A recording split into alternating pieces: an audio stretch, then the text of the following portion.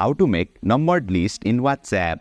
Hey there, welcome to Insightful Tutorials. In today's video, I will show you the easiest way to make a numbered list in WhatsApp. Without further ado, let's get started. Open WhatsApp on your device. You will land on the chat section. Select the conversation where you want to send a numbered list. Tap on the message box at the bottom. To create a numbered list in WhatsApp, follow these steps. Start by typing the number 1, add a dot, then press space to create a numbered list format. After that, type your message. To add more items to your numbered list, press enter on your keyboard and repeat the steps for each new item. In summary, begin with the number 1, add a dot, then add a space to create a numbered list in WhatsApp. Once you are done creating your numbered list, tap the send button. And boom! You have successfully learned how to make numbered list on WhatsApp. That's it for today's video. If you found this video insightful, please don't forget to hit the like button and make sure to subscribe to our channel for more insightful tutorials.